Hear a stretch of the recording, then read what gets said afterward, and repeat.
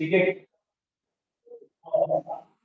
Alkenes में आपने जो लास्ट हेडिंग पढ़ी है वो है chemical properties of alkenes. Chemical properties में पहला आपने पढ़ा हाइड्रोजनेशन, एल्कीन में हाइड्रोजन जुड़ेगी तो एल्केन बनेगा। दूसरा पढ़ा आपने हेलोजिनेशन, अगर हेलोजन जाके जुड़ जाएगी तो red brown colour of bromine disappear, test of unsaturation और विस डाई हेलोजन एल्केन्स बनते हैं, बिस्मल डाइहैलाइड्स बनते हैं। डन। तीसरी रिएक्शन आपने इसमें पढ़ी थी ओजोनोलिसिस, एल्कीन की अगर ओजोन से करेंगे ओजोनाइड बनेगा जो वाटर और जिंक की प्रेजेंस में कार्बोनिल कंपाउंड में चला जाएगा या तो एल्डिहाइड या कीटोन। ठीक है, आप खाली रिडक्टिव ओजोनोलिसिस तक रखिए, जिंक हटाइए अपन, आपके लेवल में वही है। चौथी रिएक्शन है बहुत पूछी जाती है, वेरी इंपॉर्टेंट है, एडिशन ऑफ हेलोजन एसिड। ये मान के चलिए ये वाली रिएक्शन आपके लेवल पे सबसे ज्यादा पूछी जाती है एल्कीन में, एडिशन ऑफ हेलोजन एसिड।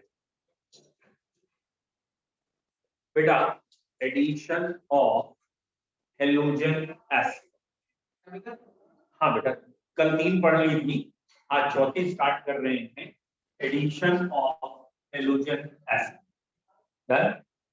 ये देखिए बेटा ये है एल्कीन, इसमें हेलोजन एसिड यानी HX जाके जुड़ रहा, HCl, HBr, HI कोई, तो एक तरफ H चला जाएगा और दूसरी तरफ X चला जाएगा। बेटा ये कंपाउंड क्या बन गए, ये हेलो एल्कीन्स बने हैं या इन्हें एल्काइल हैलाइड कह सकते हैं। ठीक है, यहां तक क्लियर है, एल्काइल हैलाइड या हेलो एल्कीन बने।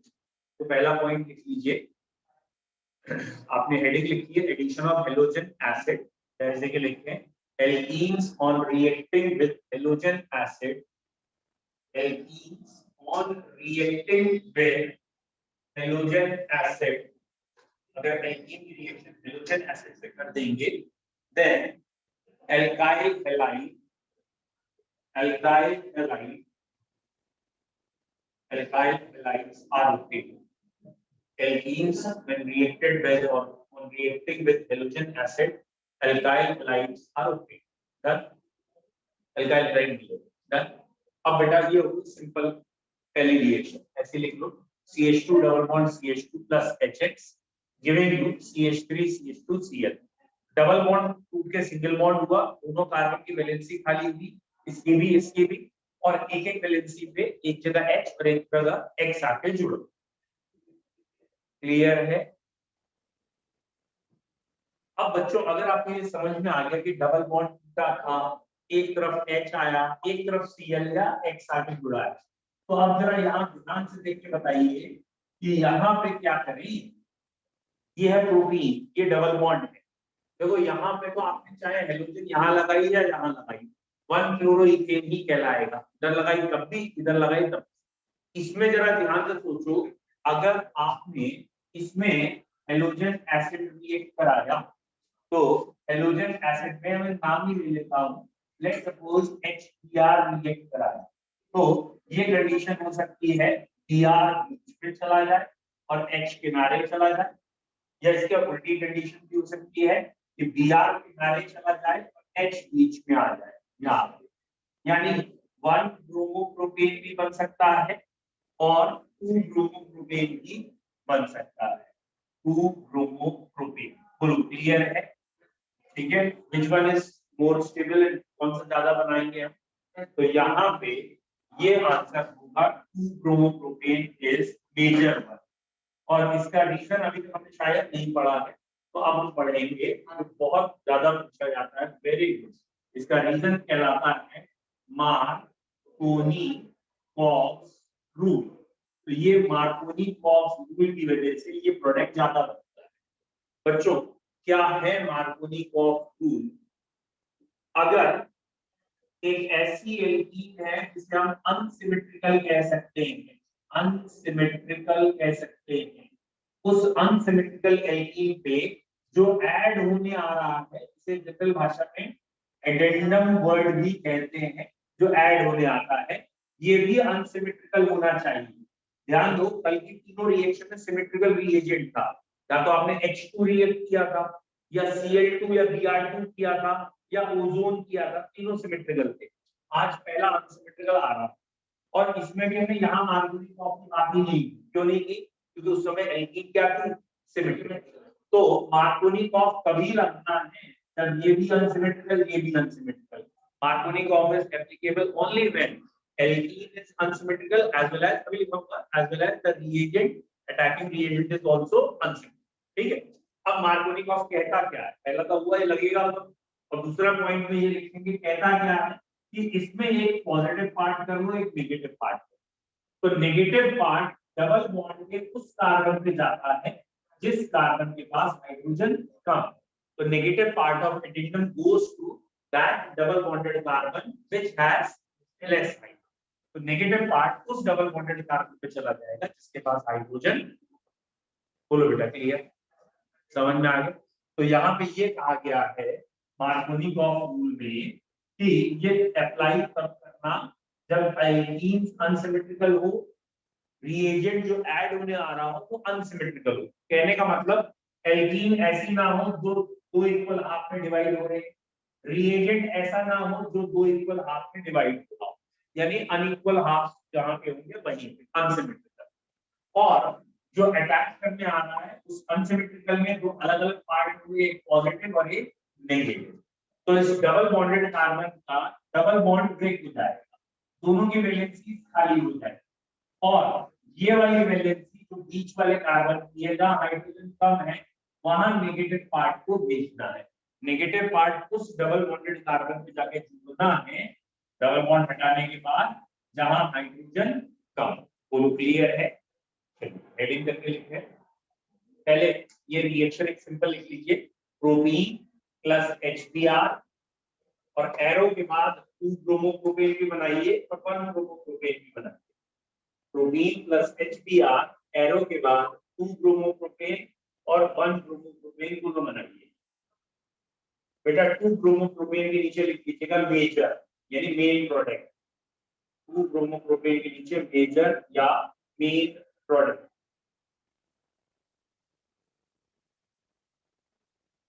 ठीक है, और 1 ब्रोमोप्रोपेन दूसरा। ठीक है, 2 ब्रोमोप्रोपेन एंड 1 ब्रोमोप्रोपेन। डन। अब बच्चों लिखते हैं आप हेडिंग मार्कोनी ऑफ रूल। अब हेडिंग लिखते हैं बेटा मार्कोनी ऑफ रूल। ठीक है, मार्कोनी ऑफ रूल। बोलो, पहला point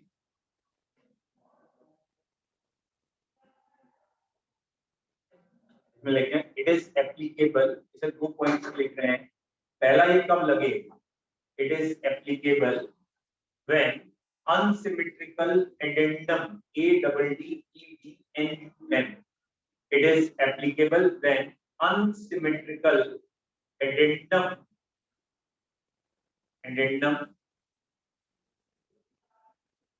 reacts with unsymmetrical alkene। दोनों ही unsymmetrical alkene भी हो और addendum भी unsymmetrical हो। It is applicable when unsymmetrical addendum reacts with unsymmetrical alkene। ठीक है, तभी एप्लीकेबल। अब दूसरा point, the negative part of, अगली लाइन से लिखेंगे, the negative part of addendum, the negative part of addendum attaches to that double bonded carbon। The negative part of addendum attaches to that double bonded carbon। तो negative part है वो उस double bonded carbon के जाके जुड़ेगा। The negative part of addendum attaches to that double bonded carbon which has less hydrogen। तो दो double bonded carbon जो हैं, दो कार्बन जिन पे डबल बॉन्ड के बीच में था, उसमें से उस कार्बन पे नेगेटिव पार्ट जाएगा जहां हाइड्रोजन कम होंगे। ठीक है, शायद लेस हाइड्रोजन। नेक्स्ट लाइन से फिर से लिखें, द मॉडर्न व्यू, मतलब ये तो पुरानी बात थी, आजकल इसे हम कैसे जानते हैं या और डिटेल क्या है। The modern view of Marconi of rule, the modern view of Marconi of molecule is, इसका मॉडर्न व्यू क्या है, reaction takes place by carbocation formation, reaction takes place by carbocation formation. Modern view ये है कि यहाँ पे intermediate carbocation बनता है, reaction takes place by carbocation formation. और आपको भी अगर याद हो कि कार्बोकैटाइन जो ज्यादा स्टेबल होगा उसी का प्रोडक्ट ज्यादा बनेगा। तो कार्बोकैटाइन कौन सा ज्यादा स्टेबल है, 1 डिग्री, 2 डिग्री या 3 डिग्री? तो आपने अगर पहले याद कर रखा है तो 3 डिग्री ज्यादा स्टेबल है, फिर 2 डिग्री, फिर 1 डिग्री। तो इसलिए यहाँ बीच वाले कार्बन पे प्लस चार्ज इसलिए आता है क्योंकि बीच वाला कार्बोकैटाइन 2 डिग्री है, किनारे वाला कार्बोकैटाइन 1 डिग्री है, 2 डिग्री वाला ज्यादा स्टेबल है, इसलिए उसका प्रोडक्ट ज्यादा। वो क्लियर हो गया? तो ये मॉडर्न व्यू आप नहीं भी लिखेंगे तो चलेगा, तो वैसे बताया है आपके लेवल में। वो जो पूछना चाह रहे हैं वो पहले 2 पॉइंट है कि मार्कोनिकॉफ कब लगाना है, क्या खाली HBr के लिए लगाना है, HCl HI सब के लिए लगाओगे? HBr HCl HI वाटर जो भी पोलर चीजें हैं उसमें भी चार्ज सेपरेशन है, अनसिमेट्रिकल है, उन सब में मार्कोनिकॉफ लग सकता है। और डबल बॉन्डेड कार्बन में जो 2 कार्बन है जिनके बीच में डबल बॉन्ड है वो सिंगल बॉन्ड में चेंज जरूर करिएगा, और एक तरफ पॉजिटिव पार्ट लगेगा और एक तरफ नेगेटिव। जो भी नेगेटिव पार्ट होगा वो उस कार्बन पे भेजिएगा जहां हाइड्रोजन आपके लेवल में इतना का। बोलो क्लियर है? Markovnikov product clear? ठीक है, अगला लिखेंगे एंटी मार्कोनिकॉफ। एंटी मार्कोनिकॉफ मान के चलो इन दोनों में से एक 101% पेपर में होता है। मैंने आपको कह रखा है ना, ऑर्गेनिक का पेपर बड़ा फिक्स है, पहले से मालूम है क्या क्या आएगा। ऑर्गेनिक के एग्जाम में या तो नेम रिएक्शन आएंगे सीधा कि डिफाइन डीकार्बोक्सिलेशन, और उसमें भी इसका फेवरेट वन है फुट्स रिएक्शन, फुट्स या फ्रैंकलाइन जो भी वर्ड यूज कर लें। तो कुछ नेम रिएक्शन है, decarboxylation, foots reaction, Kolbe electrolysis, या तो ये शब्द पूछते हैं डायरेक्ट, या ये पूछता है मार्कोनी, एंटी मार्कोनी या सैडजेफ, इन तीन में से एक जरूर पूछता है। पता ना बेटा सैडजेफ क्या था?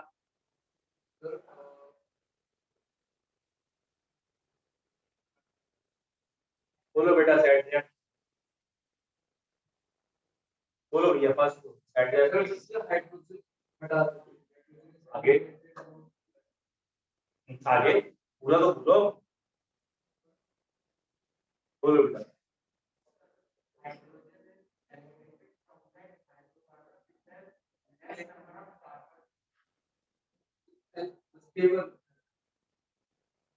बहुत गलत, बोलो बेटा। कर क्या रहे हो? पढ़ाई पे ध्यान कर क्या रहे हो? मोबाइल चला रहे हो? हाँ सब पता, बोलो साइड। मेरे को भी याद क्या होता, मेरे को भी याद, बोलो बेटा।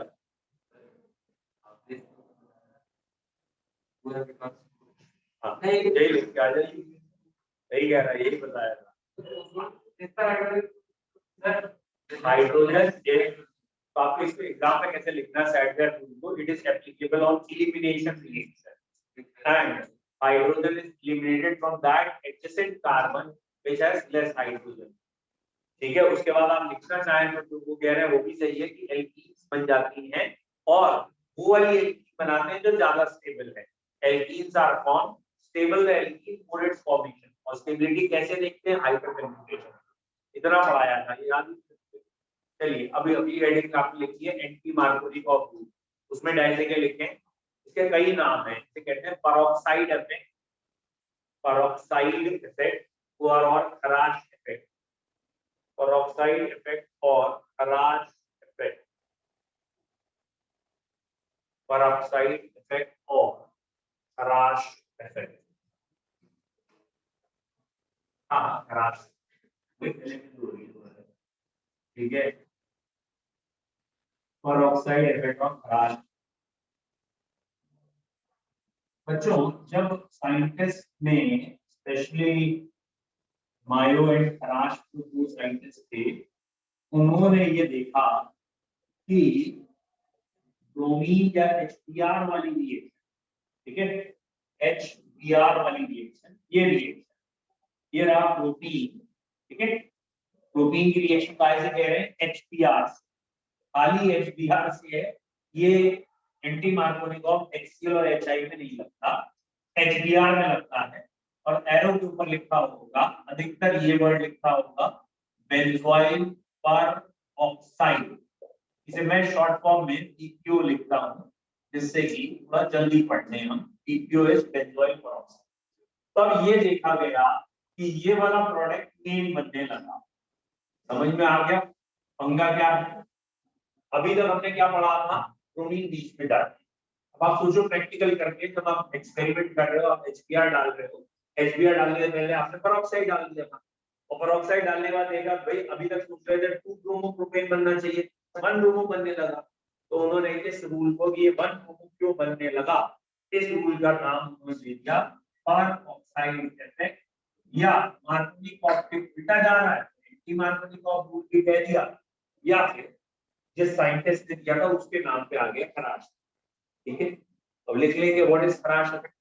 सुनो, पहला point, applicable on unsymmetrical alkene, addition of HBr, आप HCl HI नहीं लिखते, सिर्फ HBr and in presence of peroxide. तो पिछले और इसमें जो सबसे बड़ा अंतर है वो पेरोक्साइड है, इसलिए शुरुआत पेरोक्साइड से करें। ठीक है, सबसे पहला वर्ड यही लिखना चाहिए, ये पेरोक्साइड की प्रेजेंस में होता है, पहला।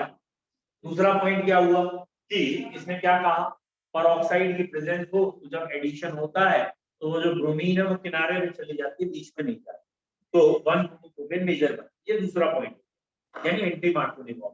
फिर हमें बताना पड़ेगा मॉडर्न व्यू, जैसे हमने पिछली बार मॉडर्न व्यू में क्या कहा, कार्बोकैटाइन मैकेनिज्म। तो इस रिएक्शन का मैकेनिज्म होता है फ्री रेडिकल। तो सबसे पहले ब्रोमीन जाके जुड़ जाता है, और फ्री रेडिकल 2 डिग्री का ज्यादा स्टेबल है, इसलिए H आता है। तो इसमें हम मॉडर्न व्यू में कहेंगे reaction takes place by free radical mechanism, जबकि मार्कोनिकॉफ में क्या लिखा था, कार्बोकैटाइन। बस ये 3 वर्ड याद। चलिए हेडिंग लिखते हैं आप पहले, एंटी मार्कोनिकॉफ रूल, पेरोक्साइड या खराश। पहला पॉइंट लिखते हैं, इन प्रेजेंस ऑफ पेरोक्साइड।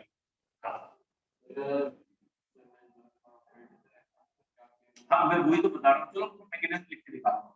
ठीक है, मैंने मतलब बता दिया कि पेरोक्साइड ने किया क्या, फ्री रेडिकल बनाए। अभी मैं दोनों लिख के दिखा देता हूँ, दोनों में अंतर क्या हो। तो पहला पॉइंट लिखें, in presence of peroxide addition of HBr, सीधा अभी आपके लेवल में HBr ही है, ध्यान रखना है HCl और HI में तो होता ही नहीं। ठीक है, in presence of peroxide comma, Markovnikov तो सब पे लगता है, HBr HCl HI और बाकी पे भी, लेकिन एंटी मार्कोनिकॉफ HCl और HI पे नहीं लगता, सिर्फ HBr पे। ठीक है, अभी दिख जाएगा। तो आपने लिखा है in presence of peroxide the addition of HBr on unsymmetrical alkene, जैसे प्रोपीन हुआ ऐसे, on unsymmetrical alkene, on unsymmetrical alkene takes place opposite to the Markovnikov। ठीक है, या तो आप सीधा कहो takes place opposite to the Markovnikov rule, लेकिन इस लैंग्वेज से जनरली टीचर नाराज हो जाते हैं। takes place opposite to the Markovnikov rule, teacher क्यों नाराज हो जाएगा? तो कॉमन सेंस से मैं आपको कोई डेफिनेशन पूछूंगा उससे उल्टी होती है, तो भैया कहीं आपको बताओ भाई, है ना? तो इसलिए दूसरा क्वेश्चन नहीं छोड़ना, तो आपको डिटेल लिखनी चाहिए। takes place opposite to Markovnikov rule, that is the negative part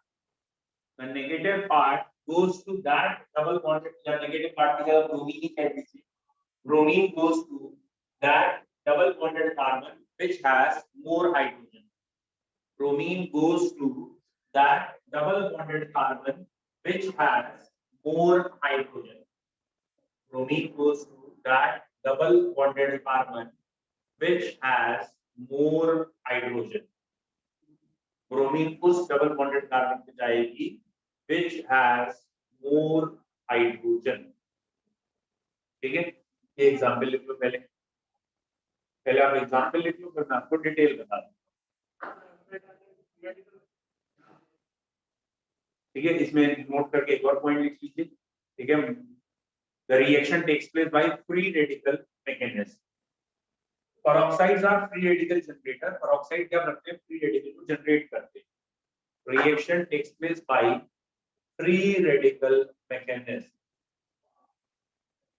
reaction takes place by free radical mechanism।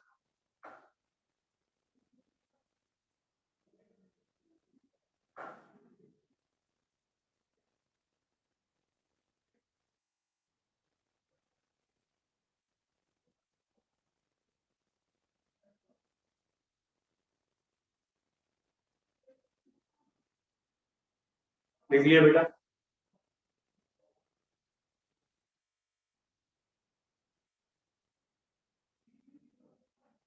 ठीक है, लिख लिया। अब मैं आपको बता दे रहा हूँ कि क्यों क्या रहा है। ऐसा क्या हुआ कि इसमें अलग आंसर आया, इसमें अलग आंसर आया, क्यों? एक्चुअली में बच्चों पहले स्टेप में अंतर है। अगर प्रोटीन आपने लिया है और HBr अटैक करने आ रहा है तो ये समझिए क्या अंतर है। ये है हमारा protein CH3 CH double bond CH attack करने आया HBr। अगर HBr अटैक कर रहा कोई पेरोक्साइड नहीं लिखी है तो हकीकत में HBr में से H पहले अटैक करता है क्योंकि वो छोटा है, वो मोबाइल ज्यादा है, जल्दी अटैक करता है। और जब ये H अटैक करेगा तो एक कॉमन सेंस की बात है, ये वाला डबल बॉन्ड टूटेगा काय में, प्लस और माइनस में। ये प्लस आ रहा है तो ये प्लस और माइनस में टूटा, माइनस से तो ये जुड़ जाएगा, माइनस से दिखाएंगे नहीं क्योंकि माइनस से तो ये जुड़ गया, तो ये बन गया इंटरमीडिएट। तो यहाँ इंटरमीडिएट कौन बना? Free sorry carbocation. कार्बोकेटाइन कौन सा ज्यादा स्टेबल है? 2 डिग्री का ज्यादा स्टेबल है, इसलिए ये ज्यादा स्टेबल है, यही ज्यादा बनेगा, दूसरा वाला कम बनेगा। और अगले स्टेप में कार्बोकेटाइन इससे जुड़ के फाइनल प्रोडक्ट ये बना, ये हो गया पॉइंट। बोलो पहला क्लियर है? अब हम बात कर रहे हैं कि जब फ्री रेडिकल आएगा तब क्या हो जाएगा। तो अगर BPO यानी बेंजोइल परऑक्साइड हो तो बेटा फ्री रेडिकल पहले अटैक करने चलता है Br फ्री रेडिकल। ऐसा क्यों? ऐसा क्यों? ये है बेटा बेंजोइल परऑक्साइड का स्ट्रक्चर। इसको कहते हैं केमिस्ट्री में बेंजोइल परऑक्साइड। ये हर टेम्परेचर पे या हर कंडीशन में ऐसे टूटा हुआ रहता है। ठीक है, कैसे रहता है? CH3COO फ्री रेडिकल, ये ऐसे रहता है। तो जैसे ही HBr इसे मिलता है, दोबारा कर दे रहा हूँ, HBr जैसे ही मिलता है तो ये C6H5 COOH में चेंज हो जाता है और Br को अलग। ठीक है, तो अब शुरुआत करने कौन जाएगा? Br, पहले से उल्टा। और अब अगर Br शुरुआत करने जाएगा यानी फ्री रेडिकल, तो यहाँ पे भी फ्री रेडिकल ही बनेंगे और फ्री रेडिकल में भी 2 डिग्री ज्यादा स्टेबल होता है। तो ब्रोमीन यहाँ आके जुड़ गई, फ्री रेडिकल ज्यादा स्टेबल है। ब्रोमीन बीच में क्यों नहीं जुड़ी? 1 डिग्री फ्री रेडिकल बनता, वो कम स्टेबल है, 2 डिग्री ज्यादा स्टेबल है। और अगले स्टेप में H फ्री रेडिकल मिल जाएगा और H फ्री रेडिकल मिलने के बाद ये प्रोडक्ट बन जाएगा। तो बेसिकली ये मैकेनिज्म हो गया मार्कोनी और एंटी मार्कोनी का मॉडर्न वर्जन। अब मैं आपको समझाता हूं कि मैंने क्यों लिखा या लिखवाया कि अपोजिट टू मार्कोनी कॉम्ब। ध्यान से देखो, आपको शायद समझ में आ जाए, शायद। ध्यान से देखिए बेटा, मार्कोनी कॉम्ब में हमने क्या लिखा है? Negative part goes to that carbon. Here are negative part goes to that carbon which has less hydrogen. ठीक है, यहाँ पे नेगेटिव पार्ट है, समझो ध्यान से। अगर आपको समझ में आ गया ये तो फ्री रेडिकल मैकेनिज्म है, और जब फ्री रेडिकल मैकेनिज्म है तो नेगेटिव है ही नहीं कोई। वो बात अलग है, तो हम अपने दिमाग में रख रहे हैं कि H पॉजिटिव और Br नेगेटिव होता है तो Br नेगेटिव पार्ट होना चाहिए, लेकिन यहाँ नेगेटिव पार्ट है ही कहाँ। तो अगर कोई ये कहता है कि एंटी मार्कोनी कॉम्ब में नेगेटिव पार्ट उस कार्बन पे जाता है जहां हाइड्रोजन ज्यादा है, भले आप एक्सेप्ट कर सकते हैं लेकिन लड़ना चाहे तो लड़ भी सकते हैं उससे। ठीक है, वो आपको बाद में यही कहेगा कि यार ये तो कॉमन सेंस है, H और Br में इसे नेगेटिव पार्ट कह रहे, तो वो बात सही है। लेकिन आप उससे काउंटर क्वेश्चन कर सकते हैं, नेगेटिव पार्ट तो उन रिएक्शन में होता है जो आयनिक मैकेनिज्म से या कैटायन एनायन में चलता है। ये फ्री रेडिकल मैकेनिज्म है, यहाँ तो कोई पार्ट नेगेटिव नहीं है। तो हम ये कह सकते हैं जो वहां वाला था Br वो यहाँ उल्टी तरह बिहेव करता है, इसलिए हम पहली लाइन लिखते हैं कि ये मार्कोनी कॉम्ब से उल्टा है। लेकिन बुक में भी ये लिखता है negative part goes to that double bonded carbon which has more hydrogen. अब अगला क्वेश्चन है एंटी मार्कोनी कॉम्ब HCl में और HI में नहीं। बेटा HCl में इसलिए नहीं लगता क्योंकि ये वाली बॉन्ड एनर्जी इतनी ज्यादा है, यानी ये पहले से इतना ज्यादा पोलर है कि इसको इसमें तोड़ने में बहुत ज्यादा एनर्जी लगती है। और थर्मोडायनामिक्स के हिसाब से अगर याद हो, रिएक्शन वही चलती है जिसका डेल्टा G नेगेटिव। ठीक है, थर्मोडायनामिक्स कहती है ओवरऑल डेल्टा जी नेगेटिव हो तभी चलेगी, और जबकि यहाँ एनर्जी देकर ये तो डेल्टा जी पॉजिटिव कर दे, इसलिए HCl में ये रिएक्शन नहीं होती या एंटी मार्कोनिकॉफ नहीं करती। भाई एंटी मार्कोनिकॉफ चलाने के लिए फ्री रेडिकल चाहिए और HCl में फ्री रेडिकल बनाना संभव है।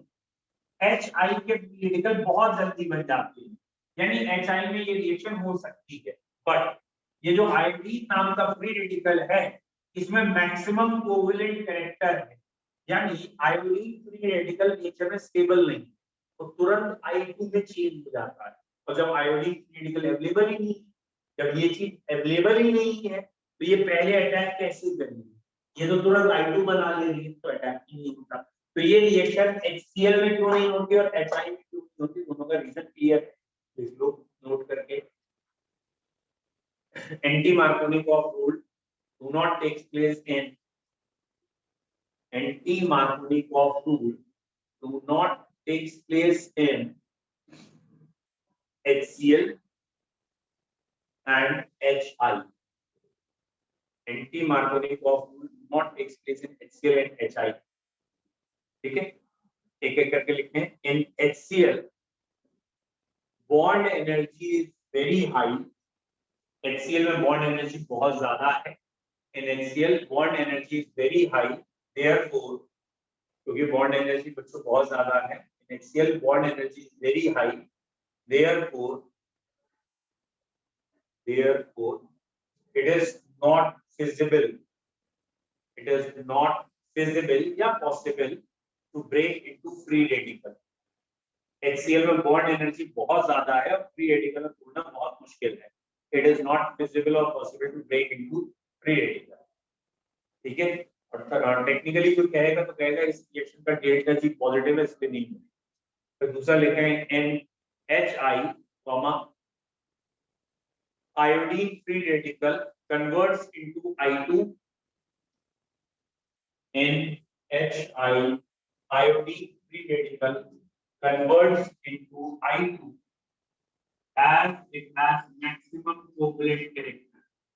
As it has maximum covalent character. Iodine free radical I2 में चले जाते हैं क्योंकि इसमें कोवेलेंट कैरेक्टर बहुत ज्यादा है। बेटा मैंने मैकेनिज्म लिख दिया है, अगर आपने लिखना है तो जल्दी लिख लो। मैकेनिज्म की वजह आपके लेवल पे सब जरूरत है, आपके लेवल पे टीचर्स नहीं पूछेंगे। बेटा आपके इसमें एनसीईआरटी है, सर ने आपको कल और परसों के लिए एक्सप्लेन किया होगा सचिन सर ने, ठीक है। उन्होंने कुछ ऐसा बताया होगा कि संडे को उनका क्लास लगेगा, टेस्ट होगा, मंडे को और ट्यूसडे को ऑनलाइन लगेगा, ऐसा कुछ कहा होगा, है ना। केमिस्ट्री की क्लास नहीं होगा, कल होगा, संडे मंडे नहीं होगा, ठीक है। आपको पता ही है क्यों नहीं, ठीक है। वो कल रख लेंगे, परसों। आइनिक के लिए थोड़ी कहा था, थर्मो के लिए कहा था, आइनिक के लिए कहा था। कल 9 बजे आप तैयार रहेंगे आइनिक के लिए, जैसे चाहे बताइए, ऑनलाइन ऑफलाइन। ऑफलाइन आएंगे मुश्किल हो, ठीक है। कल ऑनलाइन क्लास होगा आपका, ठीक है, 9 AM। ऑफलाइन ही करा देते हैं, ठीक है। बस ये ध्यान रखिएगा कोचिंग पूरी नहीं खुली होगी, शटर डाउन होगा, 11 बजे आता है, पड़ोस वाला गेट ओपन होगा, ठीक है। वहीं जा, हाँ, कल का 9 to 11 का हम लेके चल रहे हैं, ठीक है। और टॉपिक हम लेके चल रहे हैं, कोई बात नहीं, कोई नहीं, दोनों अलग अलग है, कोई नहीं भी किया है तो भी आयनिक 100% समझ में आएगा। आयनिक बेसिकली पीएच बेस्ड है, पीएच ज्यादा पूछा जाता है, या ओस्वाल्ड डाइल्यूशन लॉ पूछा जाता है, और यहाँ पे लास्ट पीएचपी पूछा जाता है। तो 3 हेडिंग 4 हेडिंग करनी है शॉर्ट में रिवाइज, ठीक है। चलिए नेक्स्ट अगला लिखते हैं, अगली रिएक्शन ये मिटा रहा हूं। अगला है बेटा दैट इज हाइड्रेशन, पानी का एडिशन करना इज हाइड्रेशन। नेक्स्ट लिखते हैं हाइड्रेशन, और उसमें भी आपको 2 वर्जन मिल जाएंगे, एक मार्कोनी का और एक एंटी मार्कोनी का, ठीक है। बहुत अलग है। हाइड्रेशन यानी पानी जुड़ना, हाइड्रोजनेशन मतलब हाइड्रोजन जुड़ना, एक हाइड्रोजन है और एक हाइड्रेशन। ठीक है, डन। क्या हुआ बेटा? बहुत। देखिए हाइड्रेशन, हाइड्रेशन 4 तरीके से है वैसे तो, लेकिन अभी हमें पहले बेसिक 2 तरीके देखने हैं। पहला है डाइल्यूट H2SO4। ठीक है, ये डाइल्यूट H2SO4 बेसिकली ये हाइड्रेटिंग एजेंट है। ठीक है, डाइल्यूट H2। तो आपकी हेडिंग होगी हाइड्रेशन, हाइड्रेशन में लिख सकते हैं विद डाइल्यूट H2। ठीक है, विद डाइल्यूट H2। बच्चों ये देख लीजिए हाइड्रेशन में क्या करना है। ये आपके पास एल्कीन है, इस पे एरो पे लिखा है डाइल्यूट H2SO4, तो आपने वाटर ले जाके जोड़ना है। आई होप तो आपको मालूम है ना वाटर में क्या कौन से आयन है, H आयन और OH आयन। तो बेसिकली डाइल्यूट H2SO4 वाटर देता है या H ion and OH ion देता है। तो एक तरफ H चला गया, एक तरफ OH, और ये बन गया प्रोडक्ट। तो दिक्कत क्लियर, सिमेट्रिकल। लेकिन अगर ये रिएक्शन होती CH3CH डबल बॉन्ड CH, अब वो कहते हैं डाइल्यूट H2SO4 से रिएक्शन करेंगे। तो डाइल्यूट H2SO4 से जब आप रिएक्ट करेंगे अब क्या, बहुत बढ़िया। यानी अब आप समझ चुके हैं मार्कोनी ऑफ रूल क्या है। मार्कोनी कह रहा है कि जो नेगेटिव पार्ट है वो उस डबल बॉन्डेड कार्बन पे भेजना जहां हाइड्रोजन कम है। तो यहाँ हाइड्रोजन 2 है, यहाँ 1 है, इन्हीं 2 कार्बन को देखिएगा और किसी को नहीं। जहां डबल बॉन्ड है, डबल बॉन्ड को सिंगल बॉन्ड करिएगा और OH जोड़ दीजिएगा, और पीछे यहाँ लिख दीजिए आप मार्कोनी ऑफ रूल। ठीक है, आप लैंग्वेज में लिखना चाहें तो आप लैंग्वेज क्या लिखेंगे, alkenes on reacting with dilute H2SO4 forms alcohol. Alkenes on reacting with dilute H2SO4 forms alcohol. Alkene जब dilute H2SO4 से रिएक्ट करते हैं तो अल्कोहल बनते हैं। Alkenes on reacting with dilute H2SO4 forms alcohol, bracket में आगे by Markovnikov rule। तो इस रिएक्शन में सिंपली Markovnikov रूल लगता है, by Markovnikov rule। Alkenes on reacting with dilute H2SO4 forms alcohol by Markovnikov rule। Alkenes on reacting with dilute H2SO4 forms alcohol by Markovnikov। अब बच्चों कई बार ना exam में पूछ लेता है कंसंट्रेट H2, तो आप सुन लीजिए, मतलब आपको लिखने की जरूरत नहीं है, मैं बोर्ड पे लिख दे रहा हूँ, आपको जरूरत नहीं। देखो बच्चों, अगर उन्होंने डाइल्यूट की जगह यहाँ कंसंट्रेटेड H2SO4 दिया है, मैं आपको पूरा बता रहा हूँ लेकिन जरूरत नहीं। देखिए क्या है, अगर एग्जामिनर ने कहा है कंसंट्रेटेड H2SO4 यानी वाटर कम, तो जब कंसंट्रेटेड H2SO4 आके अटैक करता है तो वो टूटता है H आयन और HSO4 नेगेटिव में, एक तरफ H आ जाता है और एक तरफ HSO4, और ये जो बनता है इसको फिर हम वाटर से बॉयल करते हैं या हीट करते हैं, और वाटर से बॉयल करने पर फिर से अल्कोहल बनके H2SO4 बाहर निकल जाता है, यानी जो H2SO4 आता है वो निकल जाता है। ठीक है, तो जब आया और निकल गया तो दैट मींस कैटलिस्ट ही था एक तरीके से। जब वो कंसंट्रेट H2SO4 कहेगा तब क्या होगा, बिल्कुल सेम आंसर होंगे, बट स्टेप 2 हो जाएगा। कौन से 2? देखो बेटा ऐसे दिखाए जाते हैं 2 स्टेप। पहले स्टेप में H2SO4 रिएक्ट करेगा और दूसरे स्टेप मतलब ये बन जाएगा, और दूसरे स्टेप में वाटर के साथ हीट करना पड़ेगा या बॉयल करना पड़ेगा। तो कंसंट्रेट H2SO4 से सेम प्रोडक्ट बनता है, जो डाइल्यूट से बना है वही कंसंट्रेट से बनता है, यानी मार्कोनिक, बट नंबर ऑफ स्टेप्स बढ़ जाता है। तो नोट करके लिखिए, मतलब दोबारा रिएक्शन लिखने की जरूरत नहीं है, अगर चाहे तो नोट करके लिखिए। with concentrate H2SO4 with concentrate H2SO4 first alkyl hydrogen sulfates are obtained with concentrated H2SO4 first alkyl hydrogen sulfate are obtained पहले एल्काइल हाइड्रोजन सल्फेट बनते हैं, which on boiling with water gives alcohol with concentrate H2O4.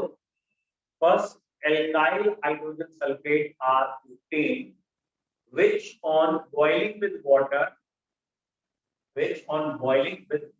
gives alcohol by Markovnikov rule. Which on boiling with water gives alcohol by Markovnikov's rule. Which on boiling with water gives alcohol by Markovnikov's rule. यानी बिल्कुल पिछली reaction है, कोई दिक्कत नहीं है, बस यहाँ पे दो स्टेप, पहले वाटर जुड़ेगा, सॉरी H2O4 जुड़ेगा और फिर H2O4 निकलेगा। ठीक, अगला इसी में एक और है जिसका नाम है HBO रिएक्शन। ठीक है, अगली रिएक्शन का नाम है HBO। शायद ये एनसीईआरटी में नहीं गिवन, बट ये बड़ी इंपॉर्टेंट रिएक्शन है, 12th में टीचर्स की बड़ी फेवरेट है, बहुत पूछा जाता है। हेडिंग लिख लीजिए H capital B O HBO reaction. हाँ जी,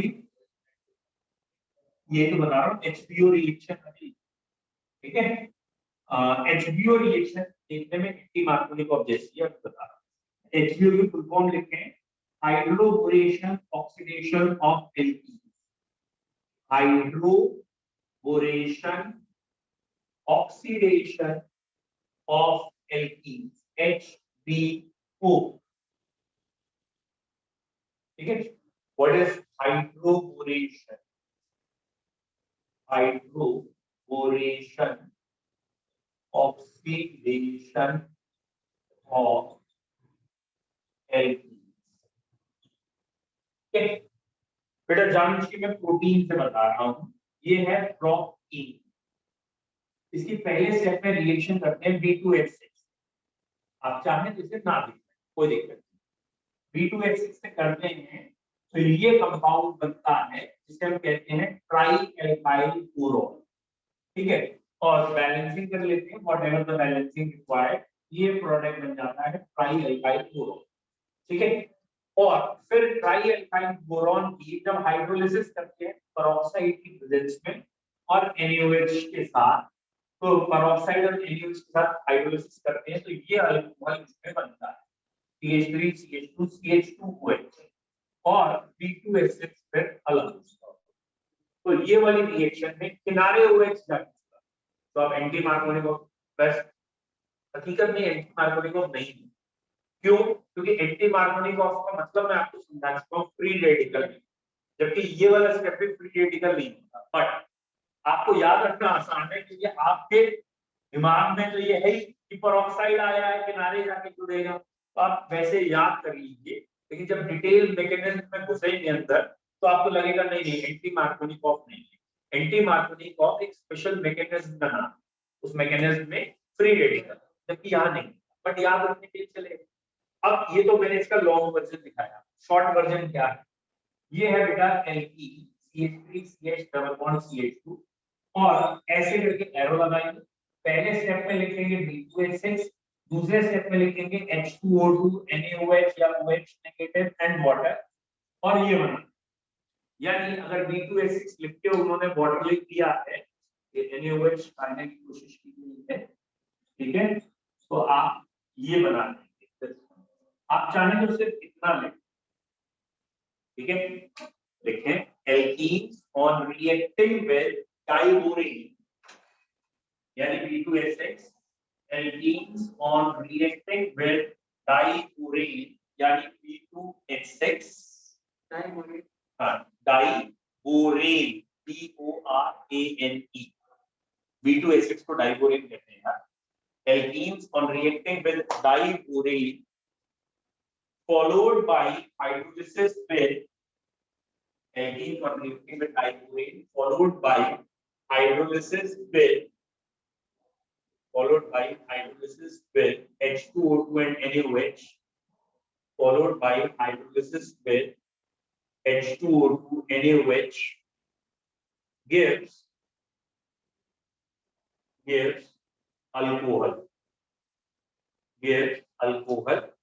and इससे अल्कोहल बनते हैं। And reaction seems to be, हमें ऐसा लगता है, reaction seems to be addition of water, reaction seems to be addition of water on alkenes by, reaction seems to be addition of water on alkenes by, beta by anti-margonic of, by anti-margonic of, ठीक, चलिए, okay बेटा, have a nice